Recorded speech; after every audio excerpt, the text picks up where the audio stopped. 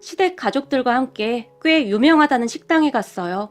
신우이가 한참을 알아본 식당이라고 했는데 언니 여기 음식 엄청 맛있어요. 기대해도 좋아요.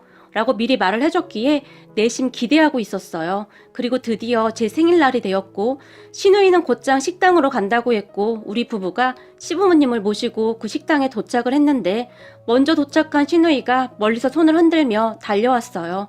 우리 시댁은 시부모님과 우리 부부 그리고 아직 결혼 전인 신우이가 있어요. 잠시 후에 우리에게 다가온 신우이가 여기 음식 엄청 맛있대. 다들 기대하셔. 활짝 웃었는데 우리 신우이는 성격이 엄청 밝은 사람이에요. 그래서 어디서든 빛이 나는 사람입니다. 그렇게 우리는 주차를 하고 음식점으로 걸어가고 있었는데요. 선미 맞네. 예, 너 선미지? 라며 누군가 저를 불렀어요. 제 이름이 들렸기에 제가 본능적으로 고개를 돌렸는데요. 맞네, 박선미. 근데 너 때깔 좋아졌다? 여자가 저를 보며 비웃었는데 그런 여자를 보며 저는 그쪽과 할 말 없습니다. 제가 정색을 하며 지나가려고 했는데요. 어머 얘 좀 봐. 지금 내가 말하고 있는데 네가 감히 그냥 지나쳐가? 그 여자가 큰 소리로 말을 했고 저기 죄송한데요. 저는 그쪽하고 더 이상 할 말 없으니까 비켜주세요. 그때쯤 저는 눈물이 나오기 직전이었어요. 시간이 꽤 오래 지났음에도 불구하고 그 사람들의 얼굴을 보자마자 머리가 아프면서 구토가 쏠렸거든요. 그런 제 얼굴을 보던 우리 시어머님이 저기 누구신데 우리 며느리한테 함부로 하는 거죠? 비켜주세요. 조용하지만 단호한 목소리로 말을 했고 뭐? 며느리? 얘가 그쪽 며느리라고요? 말도 안 돼. 그 여자의 입에서 그 한마디가 새어나왔어요. 그런 여자를 우리 시어머님이 밀치며 선미야 얼른 들어가자 라며 제 손을 잡아 끌었어요. 시부모님은 항상 그렇듯 제 이름을 불러주셨거든요. 그렇게 우리는 식당 직원이 안내해주는 자리로 가서 앉았고 제 안색이 창백해진 것을 본 시어머님이 너 괜찮은 거니? 걱정스레 물었어요.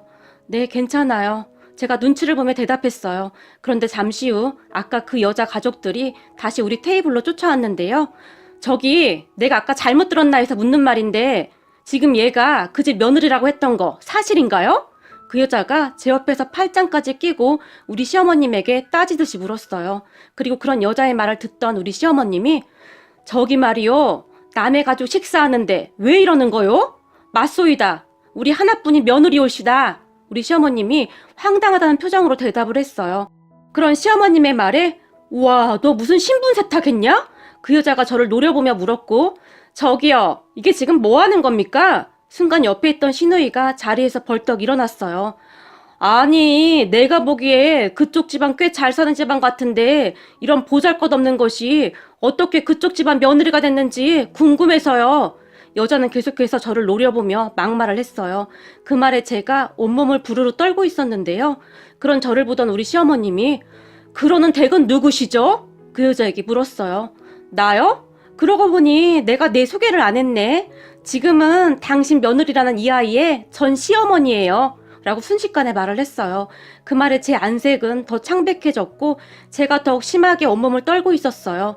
선미야, 지금 이 여자 말이 맞는 거니? 시어머님이 놀란 채 물었고 제가 힘겹게 고개를 끄덕였는데요. 그 순간 시어머님이 들고 있던 수저를 식탁에 살짝 내려놓더니 선미야, 너는 도대체 생각이 있는 거니 없는 거니? 이 사람이 네 예전 시어머니라고? 라며 시어머님이 언성을 높였고 그 순간 제 눈에서 눈물이 뚝뚝뚝 떨어졌어요. 그런 저를 보던 그 여자가 역시 맞았네. 너 속이고 결혼했구나? 라며 신나서 떠들어대기 시작했어요. 그럼 그 여자의 말투와 얼굴은 예전과 똑같았는데요. 그 순간 저는 정말이지 소름 끼치도록 끔찍했던 기억들이 생생히 기억나기 시작했어요. 저는 친정이 없습니다. 부모님은 제가 어릴 때 이혼했다고 하는데 저를 할머니에게 맡기고는 그 뒤로 단 한 번도 찾아오지 않았으니까요.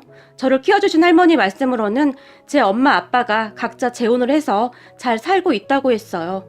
그렇게 저는 할머니 손에서 자랐는데 경제적으로는 조금 힘들긴 했지만 할머니는 다행히 좋은 분이셨기에 나름 바르게 잘 자랐어요. 그렇게 할머니는 제가 고등학교를 졸업할 때까지 저를 잘 키워주셨고 고등학교 졸업 후 제가 취업을 하고 얼마 지나지 않아 돌아가셨어요.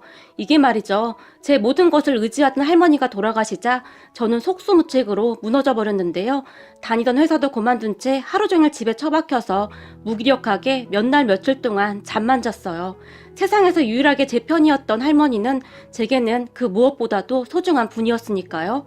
그러던 어느 날 친하게 지내던 친구가 찾아왔는데 선미야, 너 계속 이러고 있음 어떡하니? 돌아가신 할머니가 얼마나 슬퍼하시겠니? 그만 정신 차리고 살아야지. 저를 설득했어요. 그리고 친구는 저에게 너도 간호조무사 자격증 따라. 아직 젊은데 계속 이러고 있을 수는 없잖아. 네가 지금 취업한다고 해도 공장이나 아르바이트 그런 일자리밖에 없잖아. 나도 지금 간호조무사 자격증 따려고 학원 다니고 있거든. 같이 다니자. 라며 저를 설득했어요. 그런 친구를 보며 근데 거기 학원 다니려면 비싼 거 아니야? 제가 걱정스레 물었고 그렇게 비싸진 않아. 너 그동안 모아둔 돈도 있다며. 그리고 그렇게 큰 금액도 아니니까 정 안 되면 내가 빌려줄게. 나중에 일하면서 갚으면 되잖아. 내가 학교 졸업하고 여기저기 일 다녀봤는데 그래도 자격증은 있어야 하지 않을까 싶더라. 친구가 계속 저를 설득했고 저는 그런 친구를 따라 학원에 등록했어요. 공부를 썩 잘했던 것이 아니라 갑자기 공부를 하려니까 힘이 들었는데요. 옆에서 친구가 도와주기도 했고 정말 열심히 공부를 한 덕분에 우리 둘 다 자격증을 취득할 수 있었어요. 공부에 집중하는 동안은 적어도 우울한 생각이나 잡생각들이 들지 않았으니까요. 그렇게 우리는 둘 다 취업을 했어요. 하지만 간호조무사라는 일도 쉽지만은 않았는데요. 정말 힘들게 버텨냈던 것 같아요. 그러다 어느 날 일을 끝내고 퇴근하려고 병원을 나왔는데 입구에 어떤 남자가 서 있었어요. 그 남자가 저를 보며 박선미 씨! 라며 활짝 웃고 있었어요. 그런 남자를 제가 자세히 봤는데요. 평소 우리 병원에 의료기기 등을 납품하는 회사 사장 아들이라고 했는데 병원에서 오다 가다 인사 정도만 하고 지내던 사람이었어요. 왜 여기 계신 거예요? 제가 놀라서 물었고 저기 사실 지금까지 선미 씨 기다렸어요. 남자가 쑥스럽다는 듯이 머리를 긁적였어요. 저를요? 저를 왜요? 제가 다시 물었고 그게 말이죠. 혹시 시간 괜찮으시면 저랑 같이 식사하실래요? 남자는 말을 하는 내내 쑥스러웠던지 땅만 바라보고 있었어요. 저기 죄송한데 제가 내성적인 편이어서 잘 모르는 사람하고 식사를 잘 못해요. 죄송해요. 라며 급히 그곳을 빠져나오려고 했는데요. 그런 저를 보던 남자가 급히 제 옷깃을 잡더니 그럼 연락처라도 알 수 있을까요? 그냥 가끔 친구처럼 지내면서 친해지면 되잖아요. 제게 물었어요. 하지만 저는 죄송해요. 별로 그러고 싶지가 않아서요. 라며 다급히 돌아섰어요. 그때 당시 저는 가족도 없이 홀로 지냈기에 스스로 제 자신을 지켜야 한다는 생각으로 살았어요. 그래서 제 친한 친구 말고는 친구도 별로 없었고요. 부모님이 그렇게 떠난 뒤로는 누군가를 믿는다는 것이 쉽지 않았거든요. 하지만 그 뒤로도 그 남자는 저와 친해지려고 노력했고 우리 병원에 올 때마다 간식거리나 커피 등을 가지고 와서 쑥스럽다는 듯이 저에게 건네주고는 아무 말 없이 급히 가기도 했어요. 그날도 남자가 저에게 샌드위치와 커피를 건네주고는 그냥 가버렸는데요. 그런 남자를 보던 병원 동료가 저 남자가 선미 씨한테 관심 있나 봐? 라며 물었어요. 저는 잘 모르겠어요. 거절하는데도 자꾸 뭘 갖다 줘서 저도 난처하네요. 제가 난감하다는 표정으로 말을 했는데 선미 씨 혹시 말이야 저 남자 어떤 사람인 줄 알아? 동료가 제게 물었고 우리 병원에 의료기기 납품하는 회사 사장 아들 아니에요? 제가 대수롭지 않다는 듯이 대답했어요. 아유 그걸 알고 있다는 사람이 그러고 있어? 얼른 잡아야지. 잡기만 하면 땡 잡은 건데 거기다 저 사람 집이 엄청 부자래. 회사가 아주 큰 회사는 아니지만 그래도 사장 아들이라는데 그런 티도 하나도 안 내고 병원 내에서도 평판이 아주 좋아. 우리 병원에서 저 사람 눈독 들이고 있는 여자들이 한둘이 아닌데 저 사람이 선미 씨한테 마음 있는 것 같다고 병원에 소문이 자자해. 근데 혼자만 모르고 있더라. 네? 저한테요? 그래, 다들 선미 씨 질투하고 뒤에서 쓰군대고 그러고 있는데 어쩜 그렇게 혼자만 모를 수가 있어? 동료는 그런 제가 그저 놀랍다는 표정이었어요. 하지만 저는 그 뒤에도 평소와 다를 바가 없었는데요. 그날도 퇴근하기 위해 병원을 나섰는데 병원 앞에 그 남자가 또 서 있었어요. 선미 씨, 제발 저랑 식사 한 번만 하면 안 될까요? 이번엔 남자가 아주 간절한 표정으로 물었어요. 저도 궁금해서 그러는데 도대체 저한테 왜 그러시는 거예요? 그걸 지금 몰라서 묻는 거예요? 선미 씨한테 관심 있으니까 그러는 거죠. 그러니까요. 도대체 제가 어디가 좋아서 그러는 거냐고요. 그리고 저 가족도 하나 없는 사람이에요. 제가 말을 했고. 좋아하는데 그게 무슨 상관이에요? 저는 그냥 선미 씨 자체가 좋다고요. 그때 당시 남자는 진심인 것 같았어요. 그렇게 남자와 저는 같이 식사를 했고 남자는 제가 생각했던 것보다 훨씬 좋은 사람이었어요. 항상 외롭기만 하던 저를 잘 챙겨줬고 저도 처음으로 결혼을 하고 싶다는 생각을 하게 만든 사람이었어요. 우리는 그렇게 점점 가까워져 갔고 그러던 어느 날 선미야, 우리 결혼하자 라며 남자친구가 청혼을 했어요. 하지만 제 상황이 많이 안 좋았던지라 오빠네 부모님이 나 좋아할까? 아무리 봐도 오빠 집안이랑 우리 집 상황이 달라도 너무 다른데? 나 너무 걱정이 돼. 제가 말을 했지만 걱정 마. 우리 부모님은 내가 잘 설득할게. 라며 남자친구가 큰 소리를 쳤어요. 그때 제가 그 남자친구의 청혼을 뿌리쳤어야 했는데 그저 후회가 될 뿐이네요. 맞습니다. 그 남자가 제 전남편입니다. 그렇게 얼마 후 전남편 부모님에게 인사를 드리러 갔는데 저를 보자마자 부모님도 안 계시고 도대체 학교도 라며 말끝을 흐리던 전남편의 엄마는 전남편과 제 결혼을 결사 반대하고 나섰어요. 전남편의 엄마뿐만 아니라 시누이까지 합세해서 저를 정말 많이 힘들게 했어요. 어느 날은 너 내가 얼마 주면 우리 아들이랑 헤어질래? 너 사실 우리 아들 돈 때문에 만나는 거잖니? 라며 제게 돈 봉투를 내밀기도 했고 또 어느 날은 제가 일하는 병원까지 찾아와서 몹쓸 말을 하고 가기도 했어요. 그런 전 시어머니와 시누이 때문에 전 남편에게 헤어지자고 통보하기도 했지만 그때마다 전 남편은 그렇게 매달릴 수가 없었어요. 그러면 저는 그런 전 남편이 안쓰러워 다시 만났고 말이죠. 그리고 얼마 가지 않아 결국 전 남편 부모님이 허락을 했는데 전 남편이 짐을 싸서 집을 나와버렸거든요. 결국 자식 이기는 부모 없다고 우리는 그렇게 결혼을 했어요. 하지만 그 뒤에도 제 순환은 계속되었는데요. 전 시어머니는 결혼하고 난 뒤 저를 아주 대놓고 몰아붙이기 시작했어요. 감히 니까짓 게 우리 아들이랑 결혼을 해? 내가 알아둔 자리가 있었는데 너 때문에 다 망했어. 꼴도 보기 싫다. 라는 말은 아무것도 아니었고 너네 혼인신고는 한참 나중에 하거라. 요즘 세상이 좀 그렇잖니? 라며 혼인신고도 못하게 했고 남편도 네가 잘해서 엄마가 너 좋아하게 되면 그때 혼인신고하자. 그럼 더 좋지 않겠어? 라며 혼인신고도 하지 않았어요. 지금 생각해보면 나중에 재산 문제부터 복잡해지니 작정을 했던 것 같아요. 거기다 굳이 우리와 같이 살아야겠다고 우겨서 합가를 했는데 정말 아침부터 저녁까지 저를 부려먹었어요. 하지만 저는 저만 노력하면 가족들 마음에 들 수 있을 것이라고 굳게 믿고 정말 열심히 노력했어요. 이게 말이죠. 한번 버림받은 사람은 다시 버림받지 않으려고 본능적으로 발버둥을 친다던데 아마도 제가 그랬던 것 같아요. 그래서 바보같이 시댁에서 몸 상하는 줄도 모르고 종일 일만 했고 심지어는 매일 오던 가사 도우미 아줌마까지 오지 말라고 하면서 그 모든 일을 저에게 시켰어요. 처음에는 전 남편이 제 편을 들었는데 나중에는 전 시어머니와 제 사이에서 너무 힘들다며 집에도 잘 들어오지 않았고 계속 밖으로만 돌았어요. 결국에는 제가 두 손 두 발 다 들고 그 집을 나와버렸어요. 그때쯤에는 남편도 그런 저를 그냥 보고만 있었는데요.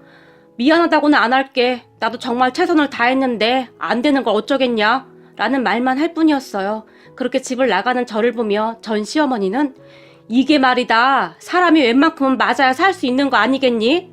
그러니까 너도 네 수준에 딱 맞는 사람 만나서 잘 살거라. 제 얼굴에 돈 봉투를 던졌어요. 그리고 저는 그 돈 봉투를 쳐다보지도 않고 그 집을 나와버렸어요. 돈 봉투를 두고 가던 저를 보며 꼴에 자존심은 있어가지고 네가 안 가져가면 우리는 좋지. 마음대로 하거라. 라며 저를 비웃기도 했어요. 그렇게 제 친구를 찾아갔는데 제 모습을 본 친구가 선미야, 너 꼴이 이게 뭐야? 난 네가 부잣집에 시집가서 잘 사는 줄 알고 연락도 못하고 있었는데 도대체 이 꼴이 뭐야? 저를 끌어안고 통곡을 했어요. 그렇게 친구와 제가 끌어안고 얼마나 울었을까요? 순간 제가 정신을 잃었던 것 같은데 잠시 후에 눈을 떠보니 병원이었어요. 진찰을 했던 의사 말이 젊은 분이 어떻게 몸을 이렇게 만들었어요? 요즘 세상에 영양실조가 말이 됩니까? 라며 놀라워할 정도였어요. 그렇게 저는 다시 홀로서기를 준비했고 아주 독한 마음으로 하루하루를 버텼어요. 물론 제가 힘들 때마다 제 친구가 항상 옆에서 그런 저를 챙겨줬고요. 사람이 참 대단한 것이 시간이 지나니까 마음의 상처가 서서히 아물기 시작했고 저는 다시 예전처럼 일을 하면서 지냈어요. 그러다 어느 병원에서 일을 하던 중에 어떤 남자가 입원을 했었는데 그 남자가 저에게 호감을 느꼈던지 계속 따라다녔어요. 그때쯤 저는 남자라면 아주 지긋지긋했어요. 거기다가 비록 혼인신고는 하지 않았지만 저는 이미 한 번 이혼 경력도 있었고 그 남자는 초혼이었거든요. 그랬기에 더욱 매몰차게 남자를 밀어냈어요. 하지만 남자는 정말 대단했는데요. 제가 아무리 밀어내도 변함없이 제 옆을 지켰어요. 그렇게 1년 넘게 저를 따라다녔던 남자에게 이제 그만 좀 하세요. 저는 이미 이혼도 해서 그쪽 부모님이 엄청 반대할 거예요. 그리고 제가 전에 당한 게 많아서 저는 앞으로도 결혼 생각이 없어요. 라고 싸늘한 표정으로 말을 했지만 저는 선미 씨 아니면 안 됩니다. 제발요. 그러면 그럴수록 그 남자는 저에게 더욱 매달렸어요. 그러다 어느 날 휴무의 집에 있었는데 몸이 너무 안 좋아서 아무것도 못 먹고 누워만 있었어요. 그래서 제 친구에게 미안한데 나 몸이 너무 안 좋아서 그러는데 이따가 약 좀 사다 줄 수 있어? 전화를 했는데 잠시 후에 초인종이 울렸고 그 남자가 약봉투와 죽을 집 앞에 두고 갔더라고요. 알고 보니 제 친구와 그 남자가 서로 연락을 하고 있었고 제 친구가 보기에 남자가 괜찮아 보였던지 저와 연결해주기 위해 노력을 했다고 하네요. 그리고 그때부터였던 것 같아요. 제 마음이 조금씩 움직이기 시작했던 것이 말이죠. 그 뒤 우리는 자연스레 연인 사이가 되었고 우리가 사귄 지 얼마나 되었을까요?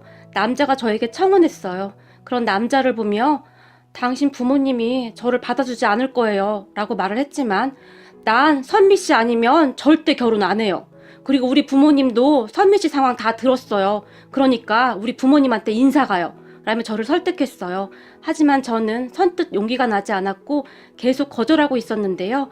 어느 날 같이 식사를 하자며 저를 데리고 식당으로 갔는데 그곳에 그 사람의 부모님과 여동생이 있었어요. 그 모습에 제가 기겁을 하며 안절부절 못한 채 어쩔 줄을 몰라 하고 있었는데요. 앉아요. 그 사람 어머니가 조용히 말을 했고 제가 엉거주춤 자리에 앉았는데 뭘 좋아할지 몰라서 우리가 알아서 시켰는데 괜찮을까요? 그 사람 어머니가 다시 제게 물었어요. 그 말에 네. 제가 기어들어가는 목소리로 말을 했는데 너무나 긴장을 했던지 목소리도 잘 나오지 않았어요. 잠시 후 음식이 나왔고 자, 먹죠. 이번에는 그 사람의 아버지가 말을 했어요. 하지만 저는 선뜻 음식을 먹을 수가 없었는데요. 전에 한 번 호되게 당했던지라 두 번 다시 그런 일을 겪고 싶지 않았어요. 그래서 정말 힘겹게 제가 입을 열었어요. 저기 죄송한데요. 정우 씨가 뭔가 착각을 한 것 같습니다. 저는 정우 씨랑 결혼 생각이 없으니 너무 걱정하지 마십시오. 잔뜩 긴장을 하고 있던지라 어떠한 말을 했는지도 잘 기억이 안 나긴 하는데 대충 그렇게 말을 한 것 같아요. 그런데 그런 제 말을 듣던 그 사람의 어머니가 왜 그런 말을 하는 거죠? 아가씨는 우리 아들을 사랑하지 않는다는 말인가요? 그럼 우리 아들 혼자 결혼하겠다고 이 난리란 말인가요? 아니, 저는 그게 아니라 정우 씨에 비해 제가 너무 많이 부족하니까 부모님께서도 아무래도 걱정하실까봐 그래서 라고 말을 하던 중에 제가 그만 눈물을 쏟고 말았어요. 전에 겪었던 일을 모두 잊었다고 생각하고 있었는데 그때의 일들이 갑자기 생각나면서 폭풍 눈물이 나왔어요. 그렇게 눈물을 흘리던 제 모습을 보며 그 사람의 여동생이 조용히 제 손을 잡아주며 괜찮아요. 우리 오빠도 어디 하나 잘난 게 없어서요. 제가 보기에 언니가 우리 오빠를 너무 과대평가한 것 같은데요? 라고 웃었어요.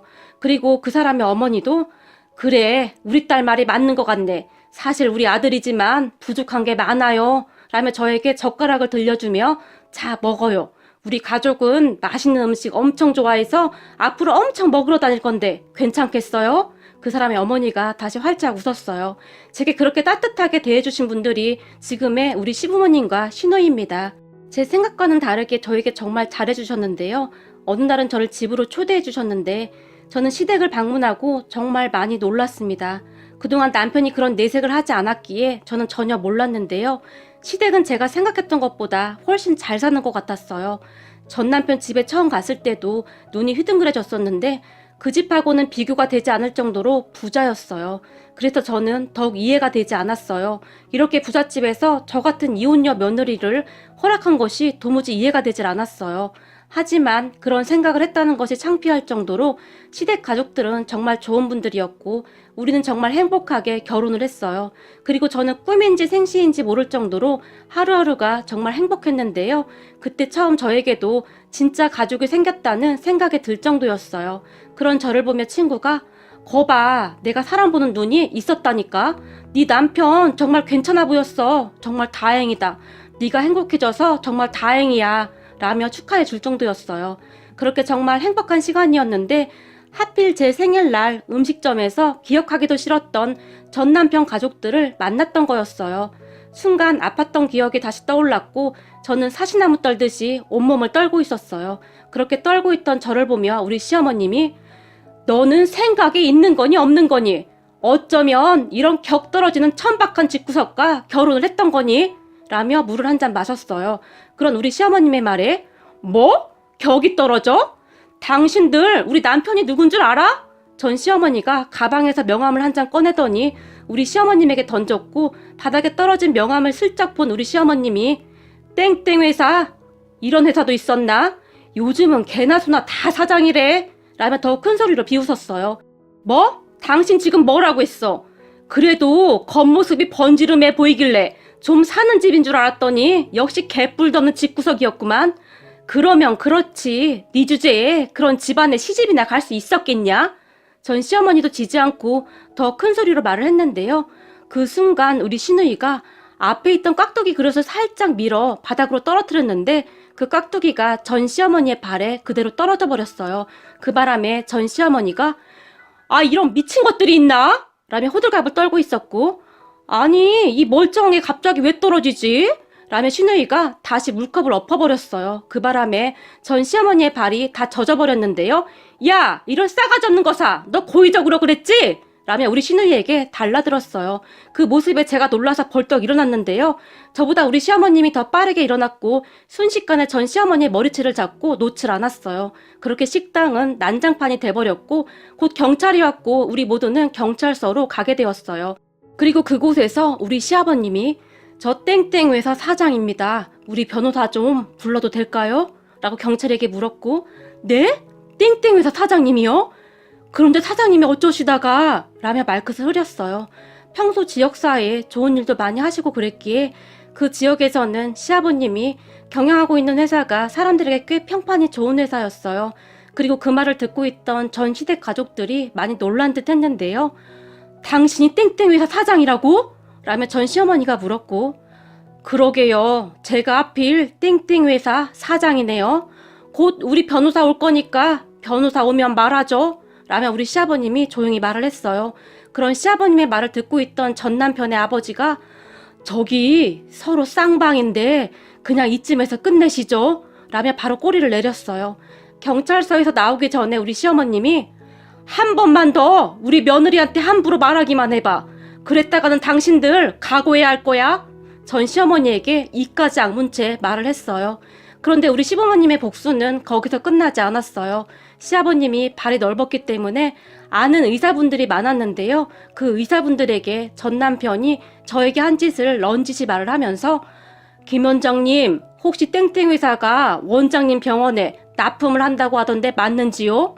라고 묻다가는 김 원장님 저는 말입니다. 세상을 살아가는데 사람의 인성이 가장 중요하다고 생각합니다. 약자를 괴롭히는 그런 인간들이 잘 살면 안 되는데 말이죠. 그래서 제가 항상 기부도 하고 그러는 거 아니겠습니까? 힘든 세상 다 같이 잘 살아야 하지 않겠습니까? 그런데 땡땡 회사 그 사장이란 작자가 질적으로 좀 아닌 것 같던데 한번 잘 확인해 보시라고요. 라고 말을 했다고 하네요. 그리고 얼마 후에 전 남편이 저에게 연락을 했더라고요. 제가 그 인간이랑 헤어지고 전화번호를 다 바꿨는데 어떻게 안 것인지 제게 전화를 해서는 여보 미안한데 당신이 잘 좀 말해주면 안 될까? 지금 병원들이 우리 회사 제품 납품 안 받겠다고 난리야.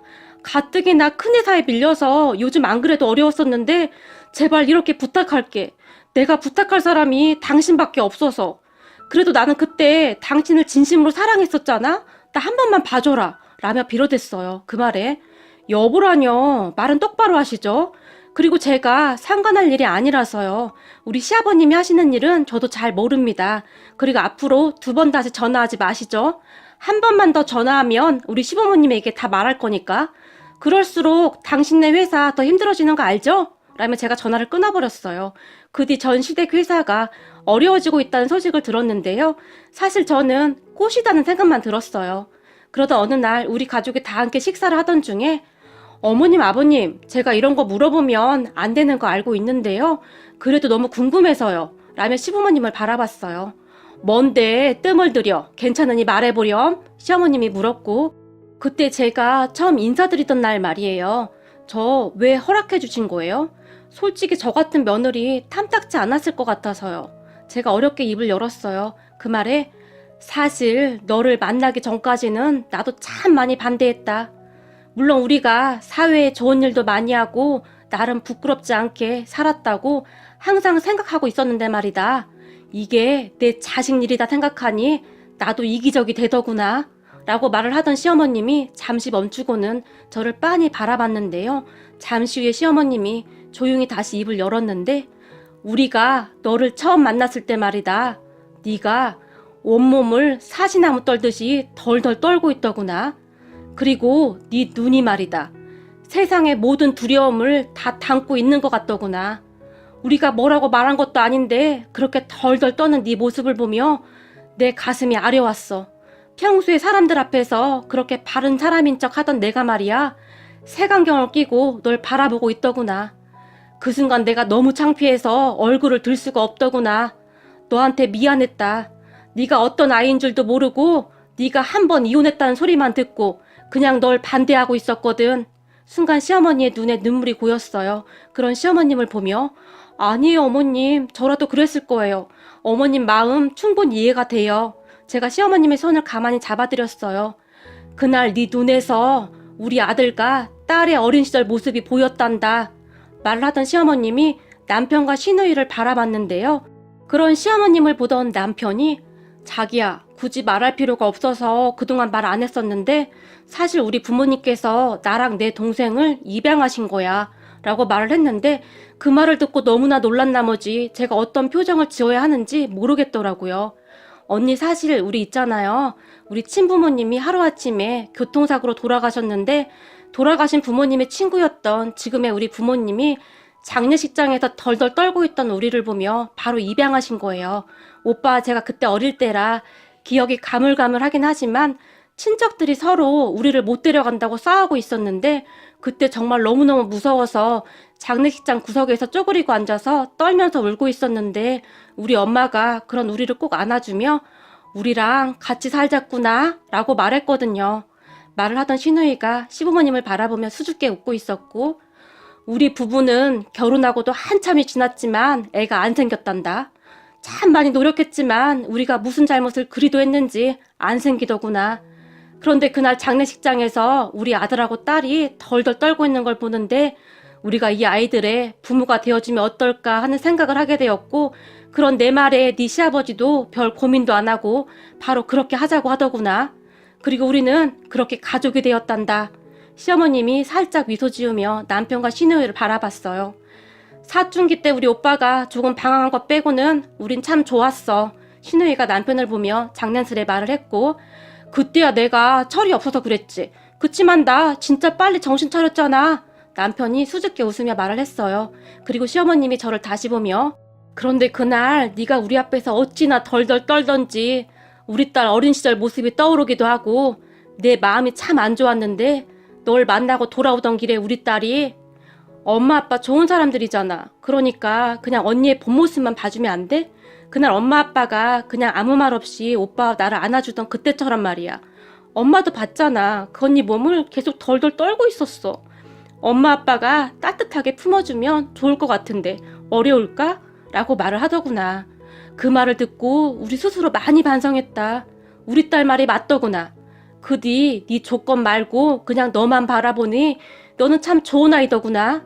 그래서 우리가 기쁘게 허락했던 거야. 처음에 너에 대해 오해했던 부분은 미안했다 라고 시어머님이 미안한 듯이 말을 했어요. 그 말에 제가 그 자리에서 다시 눈물을 쏟았는데요. 그리고 앞으로는 우리가 네 부모니까 어디 가서 기죽지 말고 혹여나 널 힘들게 했던 그 사람들을 다시 만나더라도 그때처럼 그렇게 주눅들지 말거라. 알겠니? 당당해지란 말이야. 시어머님이 단호한 표정으로 말을 했어요. 그런 시부모님을 바라보는데 문득 비록 부모복은 없었지만 이렇게 좋은 가족들이 생겼다는 것에 그저 감사할 따름이었어요. 우리 가족 항상 사랑하고 또 사랑합니다. 지금처럼만 서로 아끼면서 행복하게 살아요. 우리 가족 사랑합니다.